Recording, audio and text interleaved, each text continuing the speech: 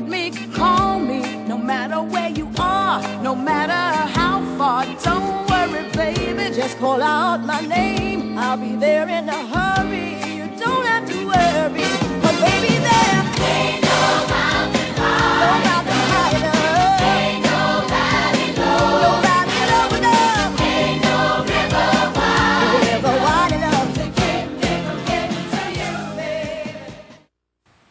Olá, bem-vindos ao Sintonizando Saúde. É sempre muito bom estar aqui com vocês e hoje nós vamos continuar de onde nós paramos no nosso programa não anterior. O anterior é o anterior. Ele foi no dia 17 de janeiro, nós passamos um vídeo do Dr. Leonardo Caldwell e o vídeo todo câncer pode ser curado entre 2 e 6 semanas e nós não chegamos, passamos esse vídeo no final do programa e não chegamos a fazer os comentários sobre ele. E são esses comentários, essas observações sobre esse vídeo que nós vamos começar hoje fazendo. A primeira coisa que eu acho muito importante que foi dito por ele, parece assim uma coisa muito simples, mas na verdade é uma coisa da qual nós não temos clareza, né, disso. É que todas as nossas doenças estão no sangue. Isso é uma coisa importante e que nós não temos essa percepção. A gente, quando uma pessoa tem um problema, por exemplo, no fígado, ela fica tão preocupada com o fígado e ela se direciona totalmente para o seu fígado, por exemplo, e na verdade aquilo ali está no nosso corpo inteiro, porque é o sangue que está fazendo essa manutenção dessa doença. Ele diz, uma outra coisa que ele diz é que as doenças, ele se refere mais especificamente ao câncer, mas isso vale para qualquer doença, né? Ele fala que a responsabilidade de praticamente todas das doenças é a acidose e a toxemia. Vamos tentar ver o que é isso, né? Para as pessoas terem clareza um pouco mais do que seria. No caso da acidose, eu falei no primeiro programa que eu vou falar sobre essa questão do pH. Existem muitos trabalhos sobre isso e muitas soluções diferentes, né? Existe a solução do vinagre de maçã, existem as soluções que o próprio Dr. Leonardo Caldwell deu, né? Existem várias soluções para isso. Mas a questão é, o que é essa acidose?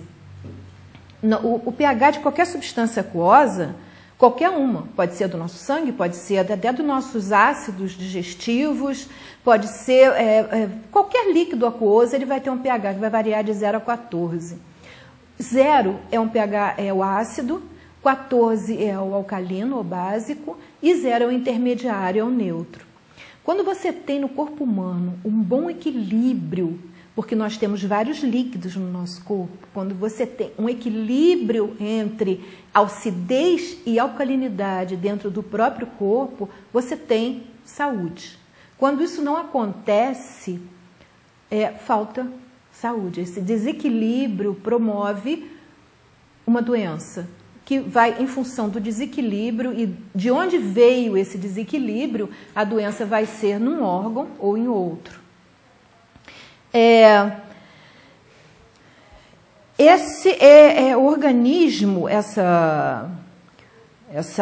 segundo ele, a baixa concentração de bicarbonato no sangue, especificamente na acidez do sangue, é que provoca essa acidez. Um outro fator que ele tocou foi a toxemia. A toxemia, ela se refere ao excesso de toxinas no sangue. Nós, num programa anterior, já falamos sobre uma forma de limpar o sangue, que é aquele uso do limão com água morna em jejum. Essa é uma das formas de se limpar o sangue. Existem outras e aos poucos nós vamos passando várias possibilidades e essa já seria, uma coisa assim inocente, né? Você tomar água quente com limão de manhã e a pessoa que botar isso em prática vai perceber que os efeitos são excelentes. Uma pessoa, inclusive com uma doença grave, vai ter efeito sim. E eu pergunto por que não? Porque o nosso paradigma criou uma mentalidade de que tudo que é muito simples ou que é muito barato não faz efeito. Não é verdade. Você tem coisas que são mais baratas que outras e que são muito mais eficientes que outras, isso em todos os campos. E você tem também coisas mais simples, que são muito mais eficientes do que outras, que são mais complicadas, mais complexas. Quer dizer, isso não é um parâmetro de referência, mas infelizmente, hoje em dia, nós usamos esse parâmetro como referência. É uma coisa que veio com a crença de quem tem mais, é mais feliz, e isso não é verdade, né? Mas veio, tá assim, meio que no inconsciente coletivo das pessoas, e isso não é verdade. E uma das provas, por exemplo, do limão, o limão, essa coisa simples da mágoa morna com limão, é uma das provas disso. A questão é que tem que fazer. E as pessoas muitas vezes não acreditam e não fazem. Então, a toxemia, que foi outra colocação que ele fez, exatamente é isso, é o excesso de toxinas no sangue. Quando você consegue normalizar o seu pH, eu estou olhando esses 2 pontos em função do vídeo dele, então ele pegou esses 2 pontos, então por isso eu estou me restringindo a esses 2 pontos agora. Então, quando você consegue normalizar, fazer um equilíbrio entre o seu pH do seu corpo e ter um pH bom no seu sangue, que seria na faixa de 7, segundo ele, no caso da pessoa que já está, no caso dele também, com câncer, né? O pH teria que ir a 7,5. Né? Se ela está com câncer, o pH está bem abaixo e não seria suficiente ela levar o pH até o 7. Ela teria que aumentar, né, o pH dela para 7,5. E ele usa, nesse caso da acidose e da toxemia, ele recomenda, no caso dele específico, ele recomenda a vitamina C. E aí ele, quando fala sobre a vitamina C, ele exatamente faz uma outra coisa que é muito importante. A gente ter essa percepção sobre o que acontece hoje em dia. Ele se remete, inclusive, a um fato que já hoje em dia, é comum, que é a vitamina E. O que acontece?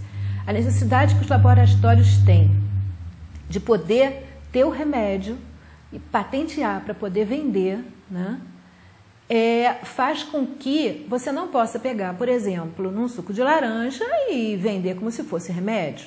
Então, você não vai ganhar dinheiro com aquele produto em função, usando ele como medicação. Você simplesmente compra laranja, espreme em casa e toma. E o que eles fazem? Eles tentam converter isso de uma forma que dê um retorno financeiro para eles. E foi o que foi feito com a vitamina E. Você encontra vitamina E em vários produtos e naturalmente também é verdade que muitas vezes a pessoa necessita, em já estando doente, necessita de uma dose bem maior de vitamina E. Em vez de eles usarem uma concentração do próprio produto natural, o que eles fazem? Fizeram um medicamento, a vitamina E no caso, foi a que se referiu e é verdade, fizeram ela sintética. Porque aí você produziu algum elemento sintético, você tem o direito a tirar a patente daquilo, você vai poder ter um lucro com aquele medicamento, né? Mas aí o que acontece, ele fala muito bem colocado. O produto sintético não vai ter o mesmo efeito que o produto natural, isso em primeiro lugar. Isso ele fala bem, né? E, no segundo momento, o produto sintético vai ter um efeito colateral que o produto natural não vai ter. Essa é toda a questão. Então, muitas vezes você tem uma reação e começa a ter algum outro problema de saúde, que você começa a tratar e começa a tomar mais remédios, e na verdade aquele problema novo que surgiu nada mais é do que a consequência do remédio que você começou a tomar. Né? Inclusive numa inocente vitamina E, porque ela não é mais natural, ela já passa a ser uma vitamina E sintética que obviamente vai ter consequências isso. Né? Nós mais à frente vamos falar, eu vou pegar aqui, tentar mostrar para vocês como funciona esse processo que eu já ouvi, por exemplo, uma pessoa me disse, há pouco tempo até atrás, várias vezes já me falaram isso, mas há pouco tempo atrás uma pessoa me disse, eu não acredito em chá, eu não acredito em ervas. E essa pessoa, naturalmente, ela não tem o conhecimento de que o remédio ou ele é sintético, ou a maioria não é nem sintético, eles são feitos com os princípios ativos das plantas. Eles são feitos muitas vezes com o princípio ativo daquela plantinha que você diz que o chá não funciona. Se não funciona no chá, como é que deu para fazer um remédio? Todo problema é que o princípio ativo é desmembrado. É um princípio ativo, normalmente, de uma planta, é desmembrado. Os outros princípios ativos da planta não vêm junto, para eles poderem exatamente ter a legalização desse remédio como propriedade sua e poderem vender como remédio. Você não pode pegar, por exemplo, numa babosa, numa aloe vera, e vender como se fosse um remédio. Então, você pega um princípio ativo do aloe vera, faz uma medicação que a aloe vera cura. Foi lá que eles descobriram isso, né? Mas aí, como eles não podem tirar os direitos, não podem conseguir os direitos sobre a planta, os direitos exclusivos, eles tiram o princípio ativo daquela planta e fazem uma medicação, que naturalmente vai ter um efeito colateral. Por quê? Porque ela não veio junto com os outros princípios ativos que promovem, tem uma sinergia própria e promovem esse equilíbrio. Continuando, então, ele fala, voltando ao nosso vídeo, ele fala sobre, no caso, ele fala da vitamina C e fala como exemplo a vitamina e diz assim, que os laboratórios fazem a vitamina E sintética e depois, muitas vezes, aquilo não tem o mesmo efeito que a vitamina E real, natural, né? E eles dizem, viu, isso não funciona, essa frase já é dele, né? Ou então, frase dele, ele diz, se a natureza cria um problema, a natureza cria uma solução. Se não existia há 100 anos atrás, você não precisa hoje. Parece uma coisa assim, um pouco prepotente em relação à tecnologia, mas é o contrário. Se você parar para pensar, a tecnologia que é prepotente em achar que ela pode mais que a natureza. Na realidade, como ele mesmo disse, a natureza cria o problema, ela cria a solução. E a natureza é a mesma há milhões e milhões de anos. Então, se o problema estava lá, você tem a solução. Dentro da própria natureza. A natureza cria, a natureza dá a solução, né? Agora, o que realmente eu vejo, quer dizer, eu desconfio que está acontecendo, é que estão surgindo doenças aparentemente novas, que não se tinha conhecimento há muitos anos atrás, e está se tentando arrumar soluções para elas. E o que eu desconfio é que essas doenças novas que estão surgindo nada mais são do que consequência de uma prepotência da tecnologia de tentar arranjar soluções sintéticas para problemas cuja solução está na própria natureza. Você cria uma medicação sintética e, no decorrer do tempo, depois de alguns anos, às vezes 5, 10 anos, essa medicação sintética começa a provocar efeitos que fica muito difícil você conseguir detectar que aquela doença nova que surgiu, ela é simplesmente consequência de uma coisa que começou a se fazer há pouco tempo e não se fazia antes. Isso se perde de vista, isso fica embolado no conjunto e as doenças surgem como se surgiu uma doença nova. Não, na realidade aquela doença foi provocada, né? Isso é uma coisa que eu tenho observado pelas coisas que eu leio, pelas coisas que eu estudo e que fica difícil você fazer como muitas vezes, mas prova aí. Como é que vai provar? Você teve uma coisa que foi provocando durante 10 anos uma patologia. Como é que você vai provar que foi aquilo? Mas por que não existia antes? Isso é outra questão. Isso é o caso, por exemplo, do micro-ondas. Essa questão, por exemplo, do micro-ondas, eu não quero aqui, de forma alguma, tá? Por um princípio meu mesmo, eu não quero de forma alguma dizer você deve fazer isso, você deve fazer aquilo. Eu sou contra, eu sou a favor. Eu posso dizer o que eu faço, o que eu não faço, porque eu procuro ser congruente com os meus princípios, com as coisas que eu vejo, né? Até mesmo quando eu faço alguma coisa que eu não acho muito legal, eu estou fazendo, mas eu tenho a percepção de que eu estou fazendo aquilo ali porque eu quero, mas que eu não deveria estar fazendo. Faço uma vez ou outra e pronto, né? Comer certas coisas que eu acho que não seriam certas combinações, eu depois vou ensinar com vocês a respeito de combinações, certas combinações que não seriam apropriadas, eu às vezes faço. Mas com a certeza de que eu estou fazendo aquilo e sei que estou fazendo. Eu não estou fazendo simplesmente por fazer ou por relaxamento. Às vezes dá vontade, a gente está habituado a comer certas coisas que mudar assim de uma hora para outra fica complicado. Então, eu quero dar elementos a vocês para que vocês possam pensar, raciocinar, avaliar, né? E decidir. Decidir por vocês, né? A questão de se ter novamente, né? o rumo da nossa própria vida. Nós hoje em dia fazemos o que a TV pensa, fazemos o que as pessoas pensam, mas temos muita dificuldade de fazer as coisas a que nós mesmos chegamos à conclusão de que deveria ser assim. E isso porque, independente do fato de que não há divulgação sobre esses detalhes, um outro fato é que a gente também se acomoda muito e tem dificuldade de largar certas coisas que facilitam a nossa vida. Mas isso são escolhas que nós temos que fazer. A nossa vida é feita de escolhas e, à medida em que nós fazemos escolhas, nós estamos tendo a percepção de que nós somos responsáveis pelas nossas escolhas. Se eu depois tenho uma consequência ruim de uma escolha que eu fiz, a responsabilidade é minha e eu tenho que ter essa percepção e lidar com isso, né? Então, ele diz que os químicos não funcionam. A natureza funciona, e isso é uma verdade. A questão, muitas vezes, é você descobrir o que na natureza funciona, porque na natureza e no nosso corpo, que faz parte da natureza, não existe esse princípio que nós temos hoje em dia, em que as coisas estão muito estáticas, ou seja, uma pessoa que tem um problema no fígado, ela se considera como sendo aquele fígado. Vou dizer, não, isso é exagero, não é exagero não. Se você for avaliar como se pensa, é isso. Ou seja, você vai procurar um remédio para o seu fígado. E, na verdade, quando o seu fígado está doente, é você que está doente. Não é o seu fígado só, é você inteira. Então, você não pode buscar alguma coisa que vá promover a cura do seu fígado. Você tem que buscar alguma coisa que vai promover a sua cura. Porque à medida que você se cura, o seu fígado se cura. E ele coloca isso muito bem no finalzinho. Eu já vou falar sobre isso.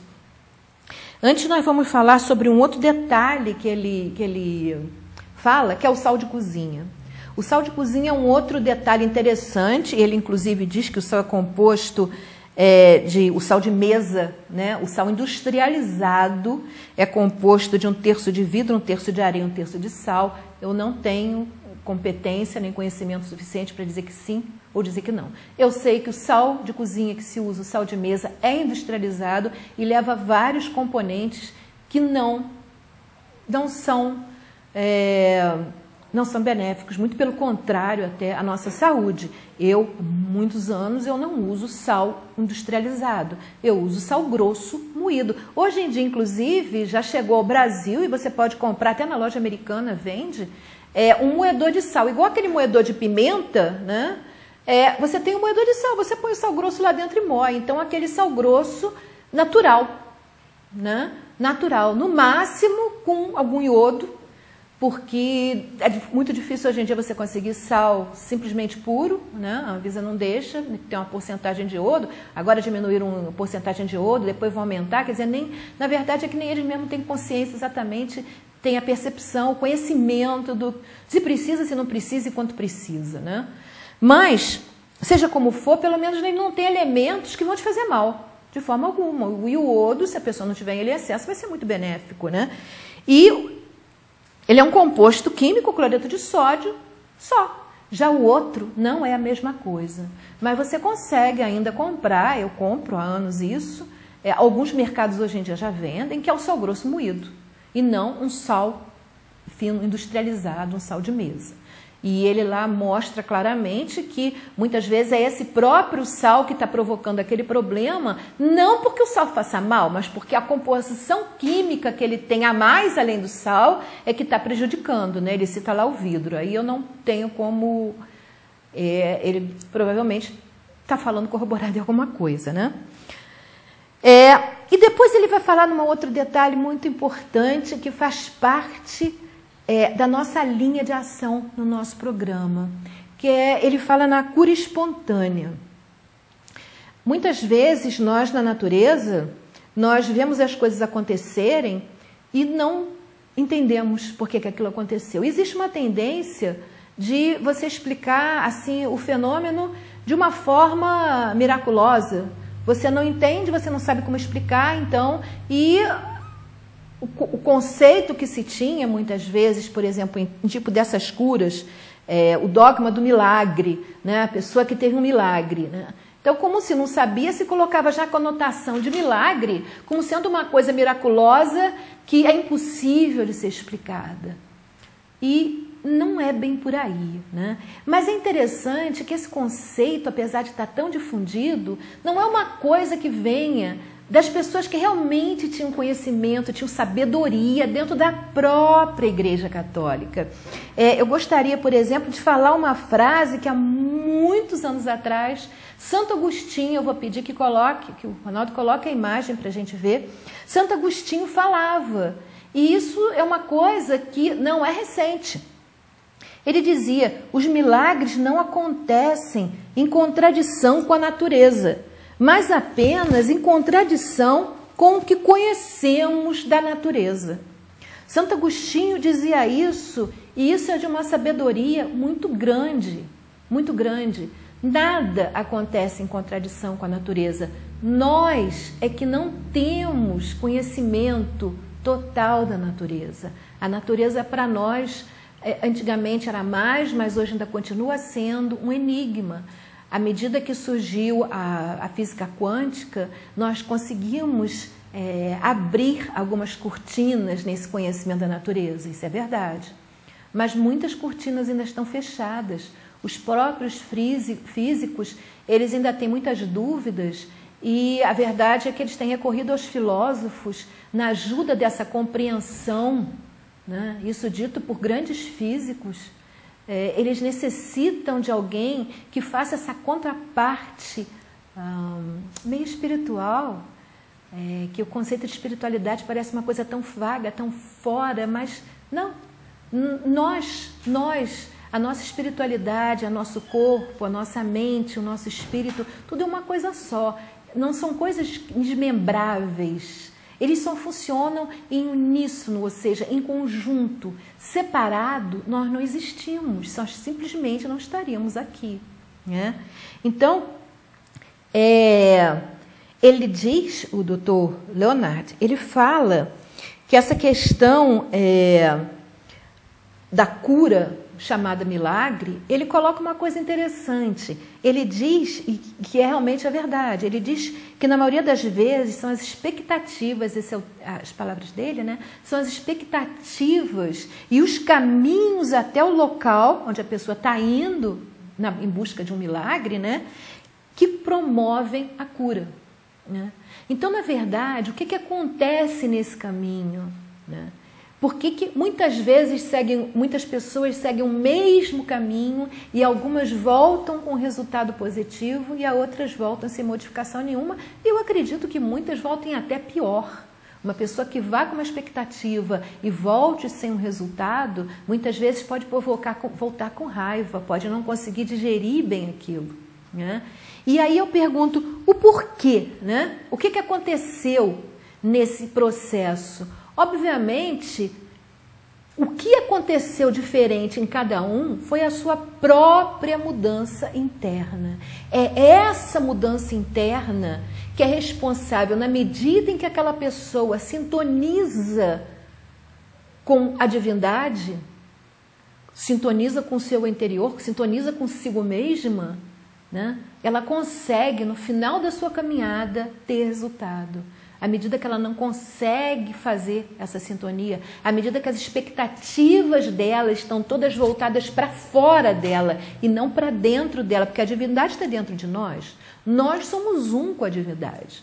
À medida que as minhas expectativas estão para fora, eu não tenho resultados. Mas à medida que as minhas expectativas estão para dentro, à medida em que eu transformo aquilo em confiança, à medida em que eu uso aquilo como um processo de transformação, quando eu chego ao local, quando eu perfaço o caminho, eu consegui fazer essa transformação. E foi essa transformação que eu fiz que fez com que o resultado acontecesse de uma forma positiva. E ele diz uma coisa perfeita, que eu já falei aqui ao solto, dentro dos programas que eu já fiz, que é o que você pode fazer por uma pessoa é ajudar aquela pessoa a se educar a si mesma para eliminar o seu próprio câncer, a frase dele. Eu diria que o que a gente pode fazer por uma pessoa, sabe? Ser terapeuta de uma pessoa, ou até mesmo ser um médico de uma pessoa, significa ajudar aquele que quer ter resultados. Resultados mesmo, não ilusões provisórias e temporárias. Seria ajudar aquela pessoa a se transformar a si mesmo para eliminar a sua própria doença. Então, muitas vezes, essa transformação pode uma coisa ser feita pela própria pessoa. De repente, muitas pessoas podem não necessitar dessa ajuda externa, outras necessitam. Seja como for em qualquer um dos casos, é fundamental que haja o exercício da vontade, haja o exercício do querer. Você quando vê, muitas vezes quando você vê uma pessoa doente, eu já escutei muito isso. Pessoas que chegam para você e a colocação delas é sempre: eu quero saber o que eu tenho, eu quero saber o que eu tenho, eu quero saber o que eu tenho. E a pessoa perde de vista que ela devia estar me dizendo assim: eu quero me curar, eu quero me curar, eu quero ficar boa. E a busca daquela pessoa deixa de ser a cura, passa a ser o conhecimento da doença. Tudo bem, ela descobre o que ela tem e morre dela. Se a vontade dela é essa, tudo bem. Mas eu tenho a impressão de que não existe essa percepção. As pessoas não têm, como dizia Kant, né? Elas não têm esclarecimento suficiente para si mesmas do que elas querem. O que elas querem? Você entra na reviravolta que é o mundo hoje em dia e você começa a perder de vista o que você na realidade quer. Quando você começa a ter um problema, você já começa a se sentir alardeada, né? Nós vamos falar isso numa outra ocasião, sobre essa questão do medo pelo qual você é tomado. Até a Raquel me falou sobre isso, eu não esqueci disso, à medida que muitas das coisas que ela falou, Raquel, a gente está respondendo no decorrer dos programas, mas essa questão do medo, a primeira coisa, quando você tem qualquer coisinha, às vezes não é nada. Às vezes você se aborreceu com alguém, ficou com raiva, teve uma dorzinha aqui no fígado, não é nada. À medida que você respirar, que você lidar com aquela raiva, aquilo vai embora. Ou você ficou nervosa e doeu um pouquinho o seu estômago. Mas não, a pessoa já entra em pânico, né? E aí entra numa reviravolta em que ela já começa a saber o que eu tenho. Meu Deus, você tem o seu corpo reagindo a alguma expressão que você teve dentro que você não conseguiu digerir. Uma expressão de raiva, uma expressão de medo por alguma... por exemplo, eu já conheci pessoas que... conheci até uma menina, uma adolescente, que nunca havia tido doença nenhuma, e um dia a casa dela foi assaltada, ela estava dentro de casa, e a partir daquele dia ela sentia muito medo de tudo. E a partir daquele dia ela se tornou uma criança doente, uma adolescente doente. Ela vivia... Por quê? Porque a imunidade dela foi embora. Foi o quê? Foi o medo. Então, muitas vezes, as pessoas teriam que... Eu não vou dizer parar de tratar as doenças, mas simplesmente não focar nas doenças, mas focar em fazer com que essa pessoa conseguisse digerir aquele medo que ela teve. No momento em que ela digeria aquele medo que ela teve, automaticamente ela volta a ser o que era antes. Porque antes ela não tinha aquele medo, ela não tinha um medo para digerir. E depois ela teve o medo e não conseguiu digerir ele. E aquilo ali foi se transformando em patologias, né? Então, é uma coisa simples. Não é complicado entender isso, porque não é complicado como funciona. A questão é, nós temos a percepção de como é que funciona. E temos a percepção principalmente de como é que nós mesmos funcionamos.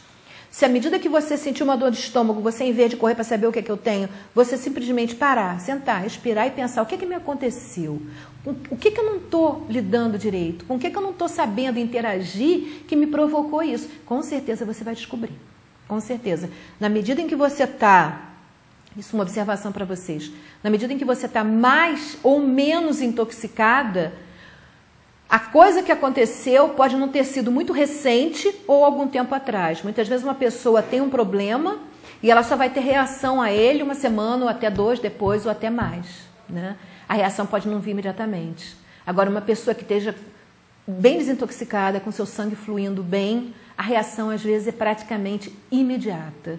Então a questão muitas vezes é você pensar o que aconteceu, vamos dizer, semana passada, não precisa obrigatoriamente ser ontem, né? Isso vai depender de pessoa para pessoa, né? E para falar nós temos que exercer a nossa vontade para ter essa vontade de se transformar, porque ninguém me transforma, eu me transformo. Não é impossível. É impossível eu, como terapeuta também, transformar ninguém. A própria pessoa, meu papel seria colaborar, ajudar, dar elementos para aquela pessoa poder se transformar.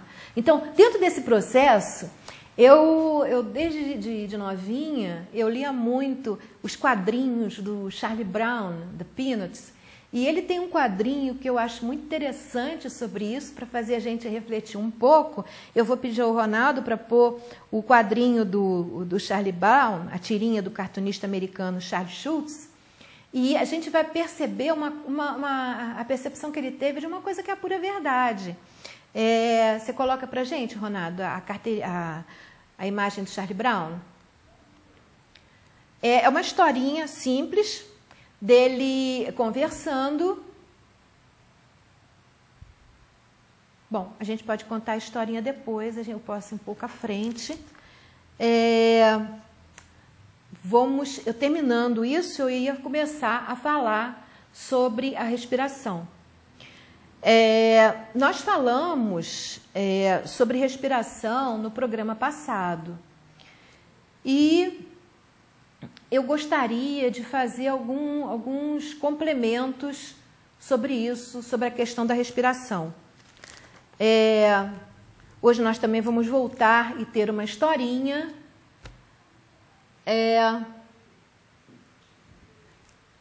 O Ronaldo não está conseguindo, porque na respiração... ele voltou para a historinha do Peanuts. Olha só, essa é uma historinha em que o Charlie Brown fala... ele é questionado sobre a postura dele e ele diz, essa é a minha postura de deprimido, né? E aí ele explica, quando você está deprimido, o jeito que você fica faz muita diferença. A pior coisa no quadrinho seguinte, a pior coisa que você pode fazer é ficar ereto e levantar a cabeça, porque aí você começa a melhorar. E aí ele conclui, então, se você acha legal ficar deprimido, você tem que ficar assim.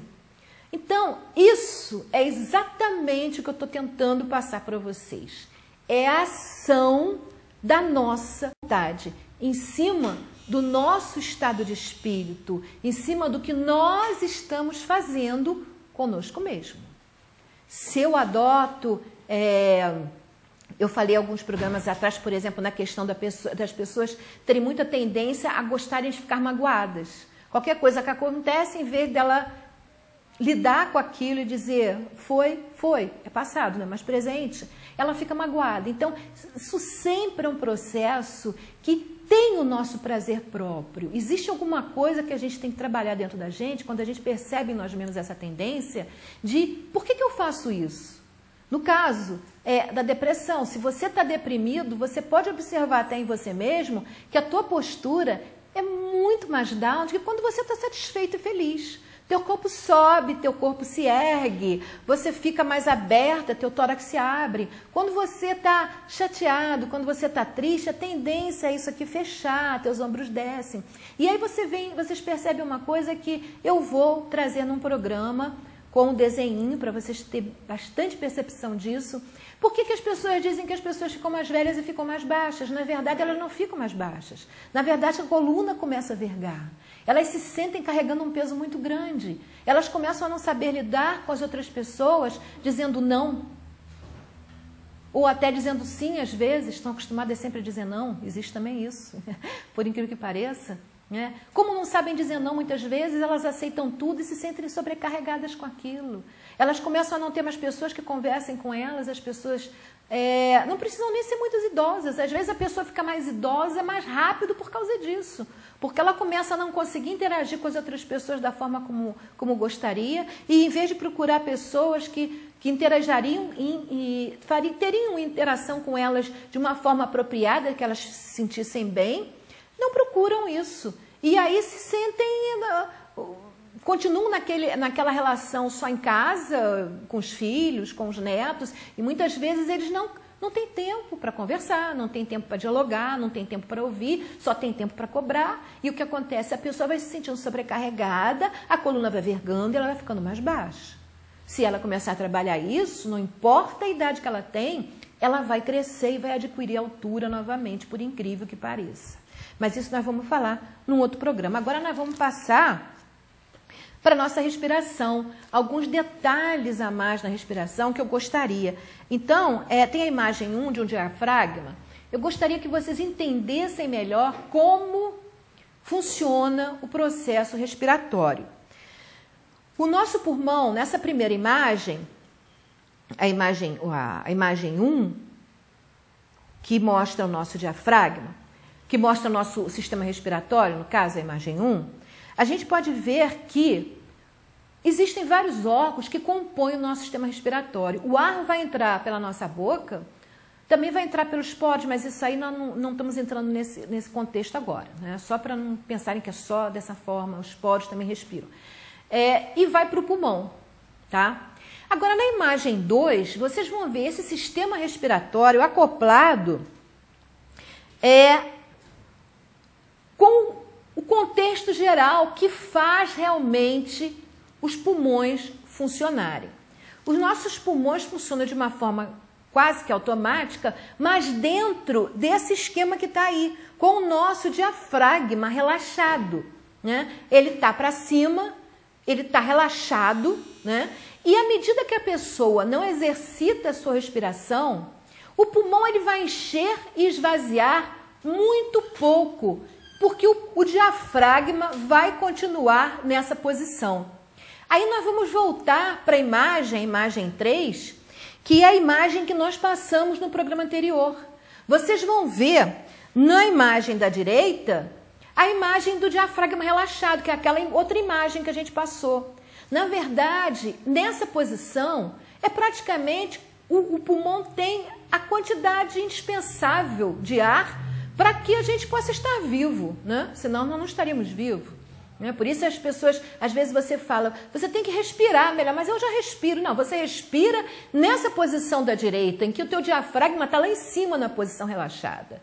Quando você exercita a sua respiração, você vai ter um processo em que o teu abdômen subindo, o ar entrando e o abdômen subindo, o que vai fazer? O ar não vai para o abdômen, o ar vai para o pulmão. Mas por que ele vai para o pulmão muito mais do que ele vai no normal nosso? Porque ele simplesmente o diafragma vai descer. E à medida que o diafragma desce, o nosso pulmão, vocês podem ver pela própria figura, como é que o pulmão cresce. E quando ele cresce, todo ele é oxigenado. Há uma reviravolta lá dentro, muitas vezes há uma reviravolta realmente, porque a pessoa não respirava corretamente, começou a respirar dessa forma e está cheio de resíduos estagnados. O pulmão não está sendo oxigenado corretamente, está no seu limite mínimo, né? Quer dizer, você respira, está vivo, mas está vivendo mal. E uma coisa que eu queria contar para vocês, nós falamos no início do programa a respeito do pH como sendo a origem de muitas das nossas doenças, né?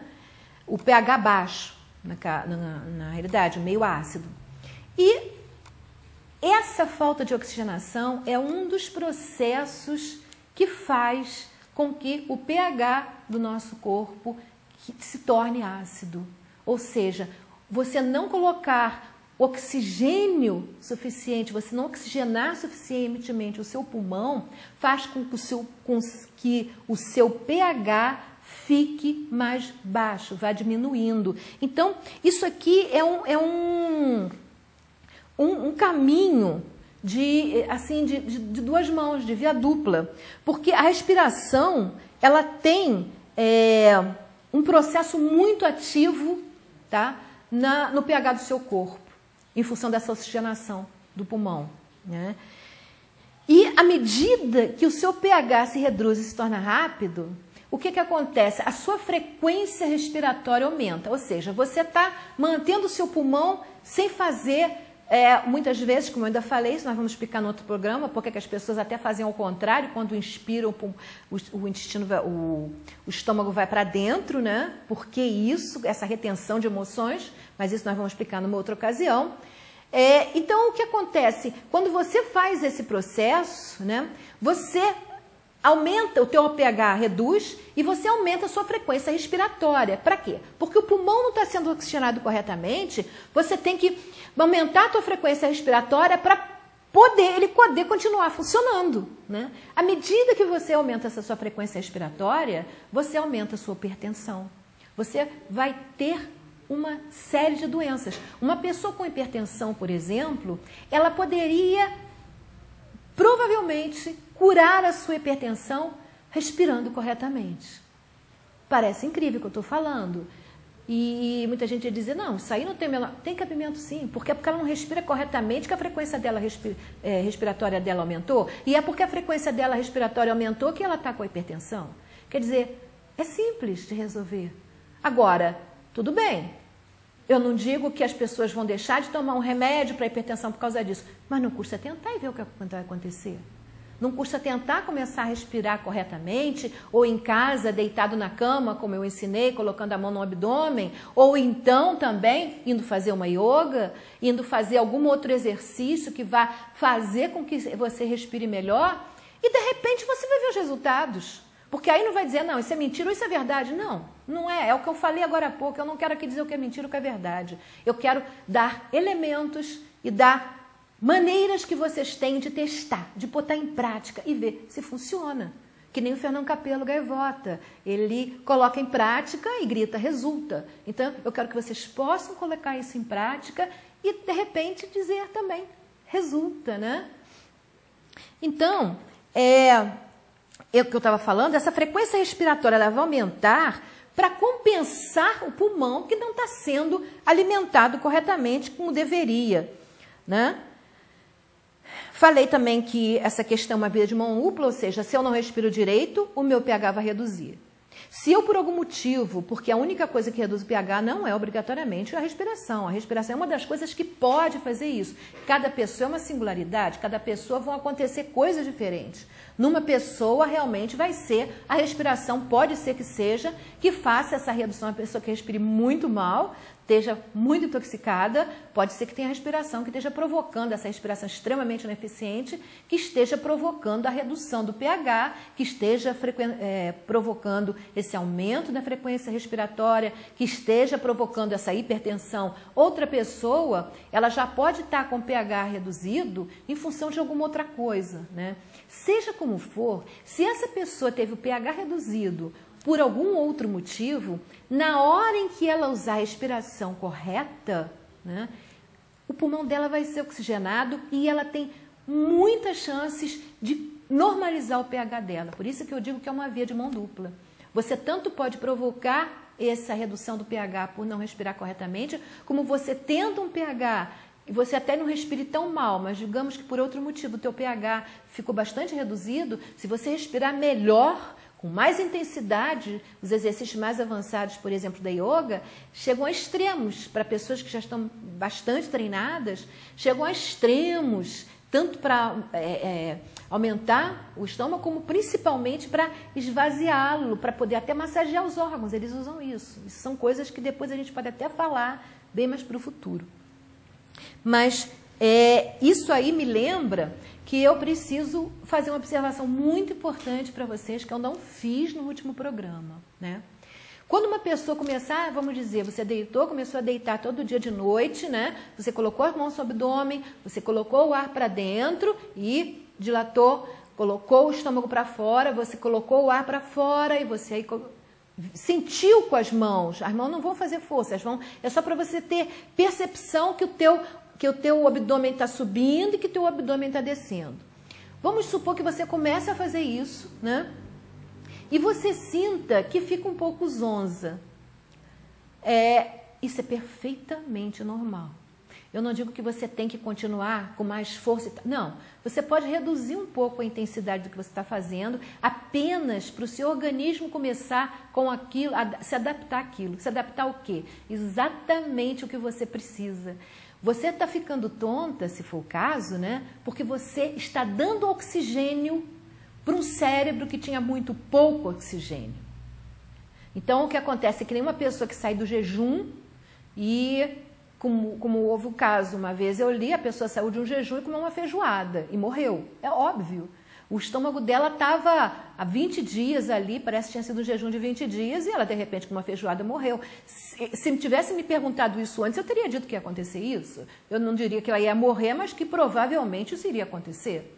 Né? Porque se você faz uma coisa, você tem que tanto entrar nela devagar, como sair dela devagar. Você pode estar com o seu cérebro pouco oxigenado, com pouco oxigênio nos pulmões, e você está com doenças por causa disso, o que não quer dizer que você vá, de repente, colocar todo o oxigênio necessário para os teus pulmões, oxigenar o teu cérebro como ele deveria estar. Isso é um processo lento. E à medida que você vai colocando mais oxigênio, fazendo os seus pulmões ficarem mais limpos, você vai, esse oxigênio que vai para o cérebro vai provocando uma série de vertigem rápida, só ali, em que você parando, ela vai embora. Então, o que você faz num caso desses? Eu não digo para fazer menos tempo, eu digo para fazer, você não, provavelmente está fazendo muito, faz mais suavemente, não aumenta tanto o abdômen, vai mais devagar, só isso. Você pode continuar no mesmo tempo, mas mais lentamente. E com o tempo você vai vendo que você vai podendo aumentar até o tempo mesmo, e você vai estar muito mais saudável, a memória melhora estrondosamente, seus pulmões você vai respirar melhor, muitas doenças pulmonares podem começar a sair, você pode começar até a ter catarro, porque está saindo do pulmão. Não é que ele já estava lá parado, né? Uma vez ou outra você ficava gripado, aquele catarro saído, você pensa que aquilo surgiu agora, não surgiu agora, estava lá. Muitas vezes, realmente, você tem alguma coisa que produz catarro naquela hora e você elimina, mas muitas vezes você já elimina catarro que está parado lá dentro e que não sai, porque não teve condições propícias para isso. Né? Então, eu queria frisar isso, porque a pessoa pode dizer, está me fazendo mal. Não está, é muito pelo contrário. Está limpando. Eu nunca vi ninguém conseguir limpar a casa, principalmente uma casa bem suja, sem fazer uma bagunça danada. Depois você faz a bagunça e você começa a botar as coisas no lugar. Mas vai levantar poeira, vai acontecer um monte de coisa. E aos poucos você vai limpando e aquilo vai ficando legal como você gostaria. Né? Eu com isso, o que eu espero? Na verdade, eu espero ter aberto, reforçando o que eu já falei antes, abrir novos horizontes para que vocês possam refletir, testar. São coisas inofensivas, né, que só podem provocar benefícios. Então vocês tentem, de repente vocês podem descobrir que uma coisa simples, fácil, sem muito problema, ela pode simplesmente ser uma forma de você resolver grandes problemas. Né? Nem sempre o paradigma nosso hoje em dia de que só o que é caro é bom ou que o que é difícil é bom, às vezes a solução está numa coisa que não é tão cara, numa coisa que é simples, né? E essa é a verdade, porque é como eu falei, o remédio que é caro, ele foi feito de uma plantinha que não é cara e que muitas vezes está tendo no teu jardim, né? Eu não me lembro agora quem foi, mas existia um mestre que ele dizia que no nosso jardim a natureza ela é muito sábia e no nosso jardim sempre nasce aquilo do que precisamos. E eu já vi mesmo comigo mesmo muitas vezes isso acontecer, né? Se você procurar perceber o que está no teu jardim, se de repente você procurar saber para que aquilo é útil, até a tiririca que nasce, as pessoas dizem, isso é mato. É um mato que é um fortificante, né? Você pode fazer um vinho de tiririca, as freiras de Santa Catarina vendem um vinho de tiririca maravilhoso como fortificante. Um mato, né? Um mato. De repente, na tua casa nasce um monte de tiririca, você está precisando daquilo para ficar mais forte, para ter mais disposição, quem sabe, né? É uma questão só de você procurar pesquisar de como fazer aquilo, como aquilo pode ser usado, porque a verdade, até as ervas, elas têm que ter um método próprio, não são todas, elas também não podem ser usadas indiscriminadamente. Existe toda uma ciência para isso, uma forma correta E essa forma correta não é uma coisa recente. Se você for aos grandes mestres até de 5.000 anos atrás, como no Ayurveda, né, você vai ver que existe uma forma para se usar isso. Eu vou dar um exemplo aqui, para vocês terem noção. A camomila é muito usada em crianças. Quando a criança está nervosa, você dá o chazinho de camomila, a criança fica mais calma. A questão é que a camomila ela tem uma patogenesia. O que é patogenesia? Patogenesia é quando você... Um exemplo bem radical. A patogenesia do arsênico, que é um veneno que você toma, vai ter convulsões, vai ter isso, vai ter aquilo e vai acabar morrendo, né? Ou seja, você toma aquele produto e aquilo dá um efeito, tem um efeito, né? Então, o que acontece com a camomila? A camomila, se você for uma pessoa calma, ou se for uma criança que é calma, e você dá simplesmente porque acha que é legal, dá alguma coisa para a pessoa acalmar, como erva doce. A erva doce é excelente para gases. Você pode dar para uma criança que tenha muita tendência a gases, você pode dar erva doce, tudo bem. Ela não vai ter isso, essa patogenesia, né? No caso da camomila, se você der a camomila para uma criança calma, ela vai ter tendência a se acalmar, a balançar. A ter uma certa tendência a balançar. Por isso é que a criança que balança, que é nervosa e agitada, você dá a camomila e ela começa a perder isso.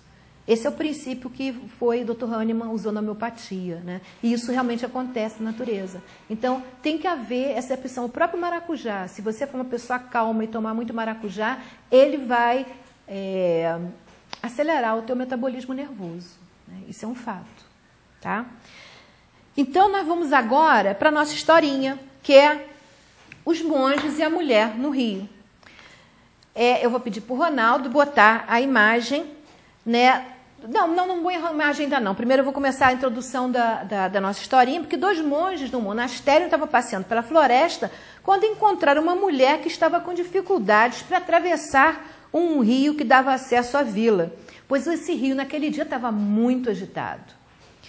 Normalmente, os monges, eles não deviam se aproximar de mulheres e muito menos tocar nelas.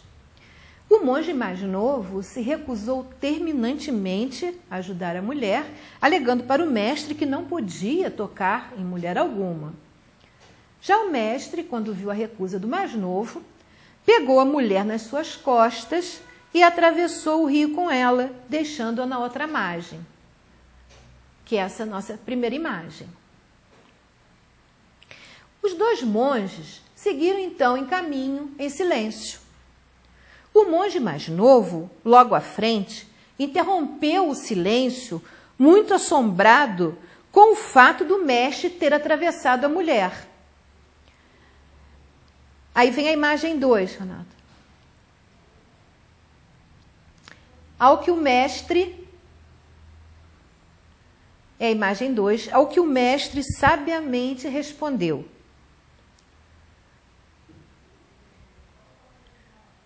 Que é a nossa imagem 2. Eu deixei a mulher na outra margem do rio e você a continua carregando, né? Essa historinha é importante para a gente pensar que muitas vezes, no decorrer das nossas vidas, nós temos um problema, é a questão realmente do aqui e do agora, né? Nós muitas vezes temos um problema e esse problema, está aí a imagem, eu deixei a mulher na outra margem do rio e você a continua carregando. Muitas vezes nós temos um problema e aquilo passou. Pode até ter deixado consequências que não passaram, mas de qualquer forma o problema em si passou, né? O que detonou. Eu agora tenho que resolver o problema e muitas vezes eu não consigo resolver o problema porque eu ainda estou carregando aquele ato inicial, aquela imagem, aquele fenômeno que aconteceu no passado junto comigo. Também quando a gente falou, a pessoa que adora se sentir ressentida, ela está carregando consigo aquela imagem que a gente mostrou antes, da pessoa que está naquela posição de deprimida, ela está carregando aquilo consigo. Então, se eu tenho aquilo, acabou, acabou.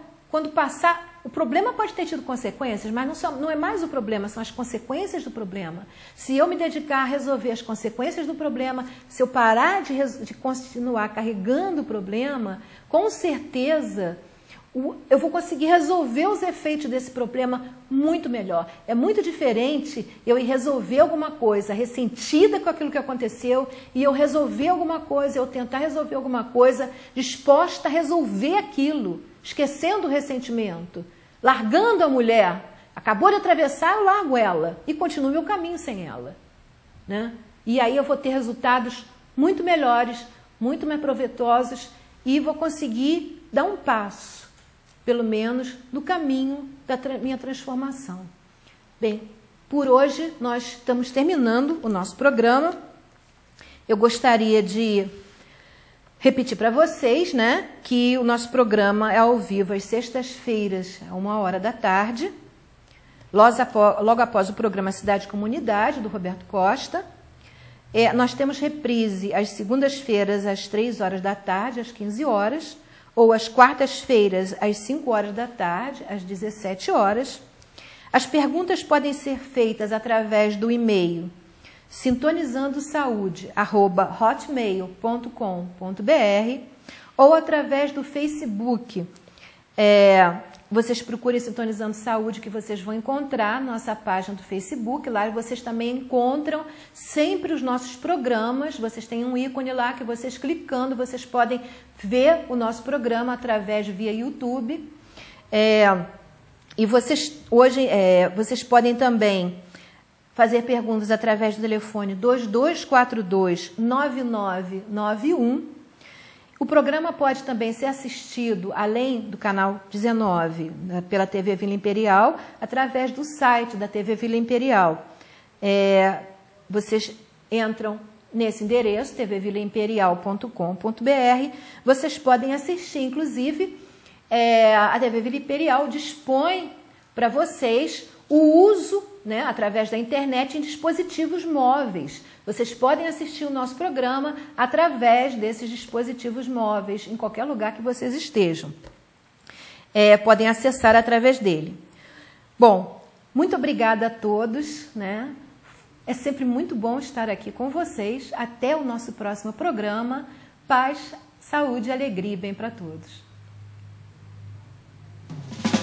Now if you need me, call me, no matter where you are, no matter how far. Don't worry, baby, just call out my name. I'll be there in a hurry.